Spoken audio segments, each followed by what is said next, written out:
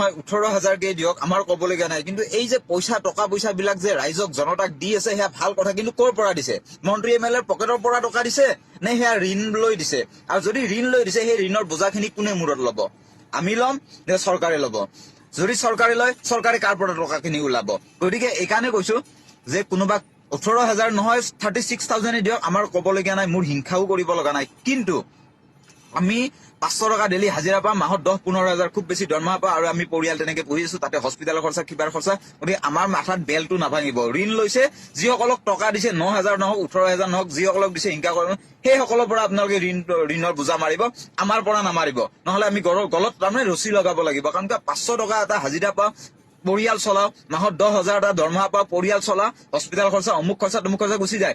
কালিলৈকে যি দলেই নহওক কিয় চৰকাৰ গঠন কৰি এই ঋণৰ বোজা মাৰিবৰ কাৰণে গেছৰ দাম 1,000ৰ জেগাত 1200 কৰিব, তেলৰ দাম 200ৰ জেগাত 300 কৰিব। কোনে বোজা মাৰিব?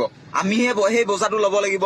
অকল এনেকুৱাটো নহয় যে যিসকলে অৰুণোদয় আঁচনি পাইছে বা কিবা আঁচনি পাইছে সেইসকলে কেৱল দিব লাগিব, তেনেকুৱাটো নহয়। নোপোৱাখিনিয়েতো সেই একেই দাম ভুগিব লাগিব। গতিকে সেইকাৰণে কৈছো চৰকাৰী আঁচনি দিয়ক, যি দিয়ে দিয়ক, কিন্তু চৰকাৰী পুঁজিৰ পৰা দিয়ক, ঋণ লৈ পেলাই নহয়। চৰকাৰৰ পুঁজিত যদি টকা আছে তেতিয়াহ'লে চৰকাৰী পুঁজিৰ পৰা সহায় কৰক, একো বেয়া নাপাওঁ, যি চৰকাৰে নহওক। কিন্তু ঋণ লৈ পেলাই এই কাৰণে নিদিব, কাৰণ ঋণৰ বোজা কিন্তু আমি সকলো জনতাই ভুগিব লাগিব। কাৰণ সকলো জনতাইতো অৰুণোদয় পোৱা নাই নহয়, বা চৰকাৰী সুবিধা পোৱা নাই নহয়। গতিকে যিখিনিয়ে পোৱা নাই সেইসকলে কিয় বোজাটো ল'ব লাগে মিছাতে? গতিকে আমি দুখীয়া মানুহ, আমি ডেইলি 500-600 এটা হাজিৰা পাওঁ। তাৰে পিছত যদি আমি সেই 500-600 টকা তেলত ভৰিব লাগে, চাউলত ভৰিব লাগে, গেছত ভৰিব লাগে, তেতিয়াহ'লে আমি গলত ৰছী দিব লাগিব তাৰমানে। গতিকে যি দিয়ে দি থাকক, ঋণৰ বোজা লৈ নহয়, পুঁজিৰ নিজৰ পকেটৰ বা পুঁজিৰ পইচা দিয়ক। এইখিনিয়ে, ধন্যবাদ।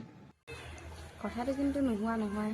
আপোনালোকে এবাৰ ভালকৈ ভিডিঅ'টো চাই কিনে কমেণ্ট কৰি জনাব নাপাহৰিব।